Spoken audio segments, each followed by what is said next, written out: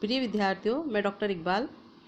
आज हम बात करेंगे मध्यकालीन इतिहास के महानतम सुल्तान गयासुद्दीन बलबन की। गयासुद्दीन बलबन आरंभिक तुर्क सत्ता का अंतिम शक्तिशाली सुल्तान था, जिसने एक गुलाम अधिकारी के रूप में राजनीतिक जीवन आरंभ किया था। बलबन प्रशासनिक अव्यवस्था की उपज था एवं इसने अपने उत्थान में इल्तुतमिश के उत्तराधिकारियों की अयोग्यता व दरबारी गुटबंदी का सहारा लिया था। नायब मामलकत के पद पर रहते हुए उसने कठोर दंड नीति से सत्ता पर नियंत्रण किया था, किंतु शासक के रूप में उसने प्रशासनिक संगठन के निर्माण व शांति स्थापना के स्थायी प्रयत्नों की आवश्यकता महसूस की। इसके लिए शाही सेना, पुलिस व गुप्तचर व्यवस्था को मजबूत किया गया।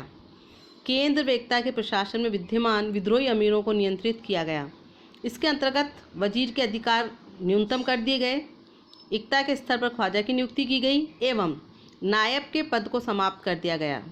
किंतु इन कार्यों को करने में तुर्क जातीयता व अमीरों की निर्मम हत्याओं का सहारा लिया गया, जिससे राज्य को स्थायित्व देने वाला ढांचा कमजोर हो गया और उसी के परिणाम स्वरूप बलबन के बाद खिलजियों का उत्थान हुआ।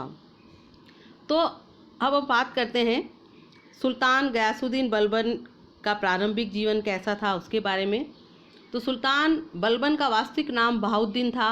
उसका पिता इलबारी तुर्क कबीले का मुखिया था। किशोरावस्था में ही मंगोलों ने उसको बंदी बना लिया था और बाद में गुलाम के रूप में बिकते बिकते इल्तुतमिश द्वारा खरीद लिया गया था, जिसने उसे शुरुआत में भिश्ती की नौकरी पर रखा। भिश्ती पुराने ज़माने में पानी भरने वाले को कहा जाता था, जो मश्क में पानी भरकर एक स्थान पर दूसरे स्थान पर पहुंचाने का काम करता था। लेकिन उसकी योग्यता को देखते हुए आगे चलकर इल्तुतमिश ने उसे अपना खासदार यानी सुल्तान का व्यक्तिगत सेवक नियुक्त कर दिया। उसकी योग्यता और कार्य क्षमता के कारण रजिया ने अमीर शिकार जैसे महत्वपूर्ण पद पर उसकी नियुक्ति की। लेकिन रजिया के खिलाफ जब बगावत हुई तो उस बगावत में बलबन ने भी भाग लिया था। रजिया व बहराम शाह के मध्य हुए सत्ता संघर्ष में उसने बहराम शाह का पक्ष लिया, जिसके पुरस्कार स्वरूप उसे अमीर आखूर का पद और रेवाड़ी की जागीर दी गई। सुल्तान बहराम शाह को सिंहासन से हटाकर मशहूद शाह को सुल्तान बनाने में भी उसने तुर्की अमीरों का साथ दिया, जिसके कारण उसे हांसी की सूबेदारी दे दी गई। सन 1245 ईस्वी में जब मंगोलों ने सिंध पर आक्रमण किया, तब बलबन ने अपनी वीरता से उनको वापस लौटने पर मजबूर कर दिया। तब मशहूद शाह ने उसे अमीर हाजिब बनाया। इस प्रकार धीरे धीरे बलबन ने राज्य की शक्ति अपने हाथों में केंद्रित कर ली। मशहूद शाह को सिंहासन से हटाकर नासिरुद्दीन महमूद को सुल्तान बनाने में बलबन का महत्वपूर्ण योगदान रहा। यानी उस समय इल्तुतमिश जब 1236 में मृत्यु हो गई और 1240 ईस्वी में जब रजिया भी मारी गई, तो उसके बाद तुर्की सल्तनत में कठपुतली शासकों का चलन हो गया और तुर्की सरदारों ने सत्ता को अपने हाथ में केंद्रित करने का प्रयास किया और बलबन भी उन्हीं सरदारों में से एक रहा और इसलिए जल्दी जो है सुल्तान बदले गए। बाद में नासिरुद्दीन ने उसकी योग्यता को देखकर उसे नायब मामलिकात नियुक्त किया।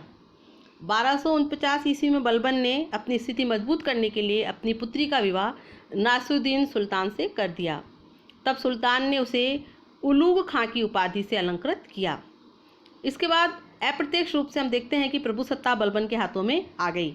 सुल्तान नाम मात्र का सुल्तान रह गया और सारी सत्ता बलबन के द्वारा नियंत्रित की गई। 1246 से लेकर 66 तक प्रधानमंत्री के पद पर बलबन ने कार्य किया। वह वास्तव में एक प्रतिभा संपन्न व्यक्ति था। उसने अपनी बुद्धिमत्ता और चतुराई के बल पर ही निम्न पद से उच्च पद प्राप्त किया था। नासिरुद्दीन का वह जल्दी विश्वास पात्र बन गया। बलबन ने अपने को पूरी तरह इस पद के योग्य प्रमाणित किया। यद्यपि तुर्की अमीरों ने उसके खिलाफ षड्यंत्र किए और उसी कारण 1 साल के लिए उसे पद से हटाकर दरबार से बहिष्कृत कर दिया गया और एक भारतीय मुस्लिम इमामुद्दीन रेहान नायब के पद पर बैठा 1253 से 1254 ईस्वी तक। लेकिन उसने अपने पद को जल्दी ही वापस प्राप्त कर लिया, क्योंकि तुर्की सरदार इमामुद्दीन को गद्दी पर नायब के पद पर नहीं बैठने देना चाहते थे।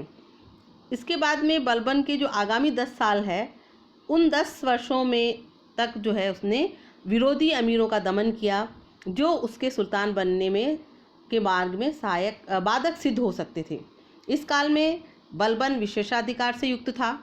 प्रशासन व सेना पर नियंत्रण के बाद बलबन ने सुल्तान बनने के प्रयत्न शुरू कर दिए। 1265 ईस्वी में सुल्तान महमूद की मृत्यु हो गई। कुछ इतिहासकारों का मानना है कि बलबन ने युवा सुल्तान को जहर दे दिया था।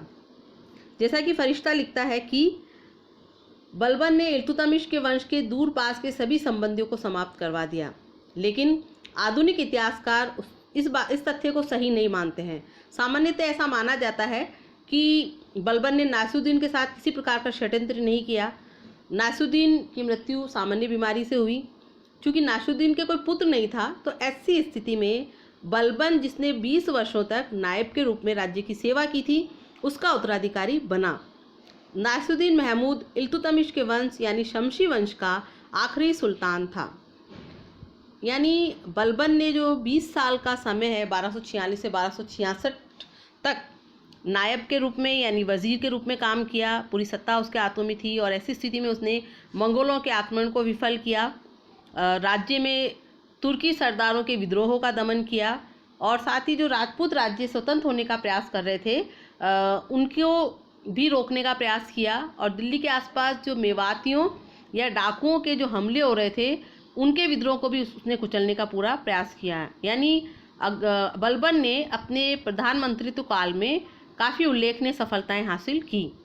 इसके बाद हम बात करेंगे बलबन के शासक के रूप में क्या कार्यकाल रहा, कैसा रहा, क्या कार्य उसके द्वारा किए गए। तो बलबन का शासनकाल 1266 से 1287 ईस्वी तक रहा। वह 1266 ईस्वी में गयासुद्दीन की उपाधि धारण कर सिंहासन पर बैठा।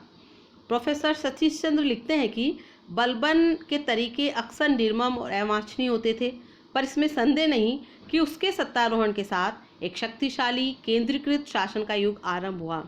तो विद्यार्थियों, जैसा कि हमने कहा कि 20 साल तक वह गद्दी का उपभोग कर रहा था अप्रत्यक्ष रूप से, लेकिन बलबन जब गद्दी पर बैठा तो उसके सामने बहुत सारी कठिनाइयाँ थी और उन कठिनाइयों को दूर करने का उसने निश्चय किया।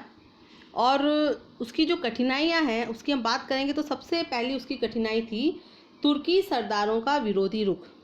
यानी बलबन के शासक बनने तक राज्य में तुर्की अमीरों का एक ऐसा गुट बन गया था जो धीरे धीरे शक्तिशाली बनकर शासन में भयंकर समस्या उत्पन्न करने लगा था। और बलबन ने कई कानून बनाकर उन तुर्क सरदारों को शक्तिहीन बनाने का प्रयास किया। तुर्क सरदारों की सभा गोष्ठियों को उसने बंद कर दिया, क्योंकि उसे आशंका थी कि इन सभा गोष्ठियों में उसके खिलाफ षड्यंत्र किया जा सकता है।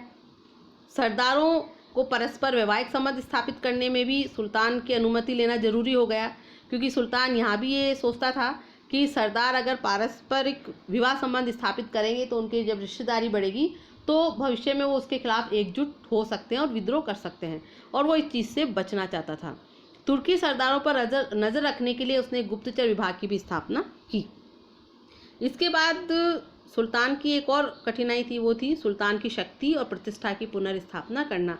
जैसा कि अभी हमने बताया था कि इल्तुतमिश की मृत्यु के बाद सत्ता को लेकर तुर्की सरदारों और सुल्तान के मध्य संघर्षपूर्ण स्थिति थी। तुर्की सरदार ये चाहते थे कि एक कठपुतली शासक गद्दी पर बैठे जिनको वो जैसे चाहे काम में ले सके।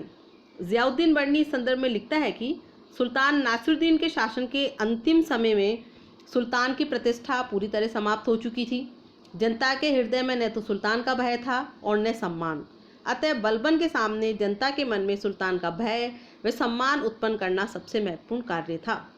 इसके बाद एक और महत्वपूर्ण कठिनाई थी, वो थी कानून और व्यवस्था की स्थापना। दिल्ली जो कि राजधानी थी, उसके आसपास मेवातियों एवं कटेहर तथा दोआब के राजपूतों के विद्रोह एवं उपद्रवों ने राज्य के भीतर अशांति व अव्यवस्था उत्पन्न कर दी थी। इसलिए बलबन को सत्ता को संगठित रखना था, मजबूत बनाए रखना था, तो इन सारी कानून और व्यवस्था को से गठित करना था। इसके बाद हम बात करते हैं चालीसा मंडल की शक्ति को नियंत्रित करना। ये भी एक महत्वपूर्ण कठिनाई थी। जैसा कि हमने इल्तुतमिश पढ़ा था, तब देखा था कि उसने अपनी सत्ता को गठित करने के लिए, व्यवस्थित करने के लिए 40 तुर्क सरदारों का एक 40 जो गुलाम थे उसके, उनका एक दल बनाया था। लेकिन इल्तुतमिश द्वारा गठित 40 गुलामों का दल उसकी मृत्यु के बाद अनियंत्रित होता चला गया। इस गुट के शक्तिशाली अमीर शासन सत्ता पर हावी हो गए थे। वे अपने स्वार्थों और शक्ति में वृद्धि के लिए सुल्तान बनाने और गद्दी से हटाने के षड्यंत्र में लग गए थे। बलबन स्वयं भी इस दल का सदस्य रह चुका था, अतः वह चालीसा मंडल की शक्ति और महत्वाकांक्षा को अच्छी तरह जानता था। वह जानता था कि इसकी शक्ति को नियंत्रित किए बिना न तो उसका सुल्तान पद सुरक्षित था और न उपद्रवों को रोकना संभव था। अतः उसने चालीसा मंडल के दमन की नीति अपनाई। सुल्तान बलबन के सामने एक अन्य कठिनाई थी, राजकोष का खाली होना। चूँकि बार बार विद्रोह हो रहे थे, तो बार बार होने वाले विद्रोहों और सुल्तानों के पतन से दिल्ली सल्तनत की आर्थिक स्थिति बिगड़ चुकी थी। सैनिक खर्चे में लगातार वृद्धि हो रही थी, जबकि प्रांतों से आने वाले वार्षिक राजस्व में कमी आ रही थी। बर्नी ने इस संबंध में लिखा है कि राजकोष खाली हो गया तथा शाही दरबार में धन और घोड़ों का अभाव हो गया था। इल्तुतमिश के उत्तराधिकारियों के द्वारा जो विलासिता की नीति अपनाई गई, उससे भी राजकोष पर भार पड़ा था और राजकोष अब खाली हो चुका था। तो ये भी एक महत्वपूर्ण कठिनाई थी। इसके बाद एक अन्य महत्वपूर्ण समस्या थी पश्चिमोत्तर सीमांत पर, और वह थी मंगोलों के आक्रमणों से राज्य को सुरक्षित रखना। पश्चिमोत्तर सीमांत पर इल्तुतमिश के काल से हमने देखा था कि मंगोल आक्रमण शुरू हो गए थे और ये भय था कि मंगोल भारत पर आक्रमण कर सकते हैं, और ये डर रज़िया के समय में भी रहा, नासिरुद्दीन के समय में भी रहा, और प्रधानमंत्री की हैसियत से बलबन ने उसको रोकने का पूरा प्रयास किया। पूरा समुचित प्रबंध उसने किया कि मंगोलों के आक्रमण से राज्य की रक्षा की जाए, सल्तनत की रक्षा की जाए। लेकिन फिर भी पंजाब में व्यास नदी के तट तक मंगोलों का अधिकार हो चुका था और वे अब दिल्ली पर आक्रमण करने की तैयारी कर रहे थे। अतः मंगोल आक्रमण से सल्तनत की रक्षा करना भी बहुत जरूरी था और उसके लिए एक सुनिश्चित नीति बलबन के द्वारा बनाई गई, जो आगे हम उसकी चर्चा करेंगे। इसके बाद एक अन्य महत्वपूर्ण कठिनाई थी राज्य को सुसंगठित रखना। बलबन जानता था कि जब तक राज्य का गठन सुदृढ़ तथा स्थायी आधार पर नहीं होगा, तब तक उसका राज्य उसके लिए तथा उसके उत्तराधिकारियों के लिए सुरक्षित नहीं रह सकता है। तो राज्य के संगठन में उस समय प्रभावशाली तुर्की सरदार व गुलामों का उत्कर्ष तो बाधा बना हुआ ही था। इसके अलावा राजपूत राजा भी तुर्की शासकों को शांति से नहीं रहने दे रहे थे। अतः बलबन ने अपने राज्य का गठन इन बाधाओं का निवारण करते हुए तथा शासन प्रणाली को सुव्यवस्थित करने के माध्यम से किया। तो विद्यार्थियों, हमने देखा कि बलबन एक योग्य प्रशासक और सेनानायक था, लेकिन इसके बावजूद जब गद्दी पर बैठा तो उसका सिंहासन कांटों का ताज साबित हुआ और उसके सामने बहुत सारी समस्याएं थी। लेकिन चूंकि वह योग्य, दूरदर्शी एवं व्यवहारिक व्यक्ति था, अतः उसने ये निश्चय किया कि वह राज्य विस्तार का प्रयास तब तक नहीं करेगा जब तक वह अपने राज्य की सीमाओं की सुरक्षा और उन सीमाओं के अंतर्गत शांति एवं व्यवस्था को स्थापित करने का प्रबंध नहीं कर लेता। यानी बलबन ने गद्दी पर बैठने के बाद अपनी कठिनाइयों को देखते हुए साम्राज्य प्रसार की नीति को नहीं अपनाया और उसने ये निश्चय किया कि उसे जो भी राज्य विरासत में प्राप्त हुआ है वो उस राज्य की सीमाओं की सुरक्षा करेगा और राज्य में शांति स्थापना करेगा।